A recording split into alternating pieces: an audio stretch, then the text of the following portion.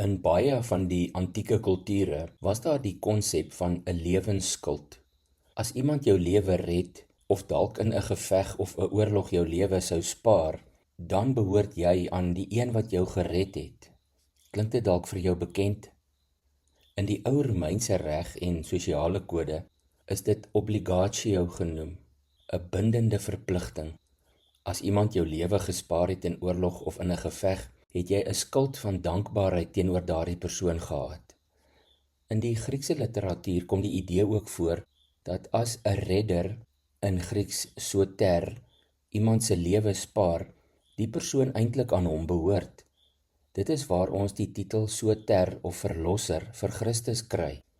Lees byvoorbeeld self maar in Romeine 5 vers 12 tot 14. In die Germaanse en Viking kulture was daar ook 'n etiek van lewensskuld. As iemand jou uit 'n noodsituasie gered het, het jy as ware jou lewe aan hom gegee. Jy moes hom in die toekoms dan beskerm of dien. Dieselfde konsep kom ook voor in die Chinese tradisie, die morele verpligting om jou redder lewenslank te eer en by te staan.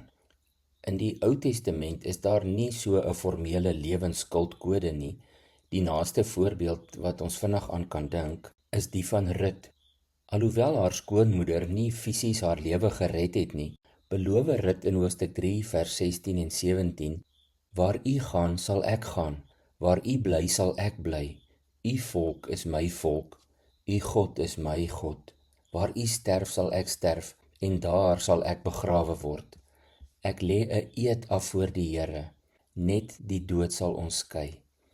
Die Joodse Pasgafees herinner ons ten minste daaraan dat die Israeliete 'n jaarlikse fees gevier het om God uit dankbaarheid te eer vir die redding van hulle voorouers uit Egipte. In die Nuwe Verbond, die Nuwe Testament, is hierdie lewensskuld egter een van die hooftemas, om jou lewe te gee vir die een wat jou red. My lewe behoort aan hom wat my gered het. My lewe behoort vir altyd aan Jesus Christus. Paulus skryf in 1 Korintiërs 6 vers 19 en 20, in die Lewende Bybel staan dit so: Verstaan julle nog nie dat julle liggame nou die tempel geword het van die Heilige Gees wat God aan julle gegee het nie? Die Heilige Gees woon nou in julle. Daarom behoort julle liggame nie meer aan julleself nie, want God het julle gekoop en baie duur vir julle betaal. Julle behoort nou geheel en al aan God, en daarom moet julle hom ook eer wat julle liggaam betref. Jesus het jou uit die dood gered. Jou lewe behoort nou aan hom. Dit is nie 'n las nie, maar 'n vreugde. Jy het 'n tweede kans op lewe gekry, en jou tweede lewe leef jy nou uit dankbaarheid, in diens van jou redder. Dit is die logiese antwoord van 'n hart wat dankbaar is. Hier is die uitdaging. Neem 'n doelbewuste en praktiese besluit om jou lewe baie meer sigbaar aan Christus toe te wy. Dit kan wees deur 'n nuwe dissipline of hernieude toewyding, byvoorbeeld meer tyd in stilte of gebed, Bybelstudie, praktiese naaste diens, of deur 'n spesifieke struikelblok of sonde te laat staan. Skryf dit neer in jou dagboek of joernaal en deel dit dalk met iemand naby jou wat jou kan help om hierdie geloofswedloop met volharding te hardloop. Kom ons bid saam.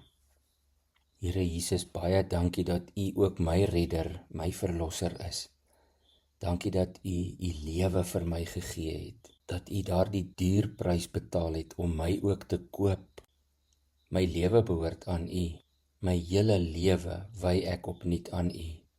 Help my om hierdie lewensskuld uit dankbaarheid en met vreugde vir U te leef. Ek vra dit in U naam alleen. Amen.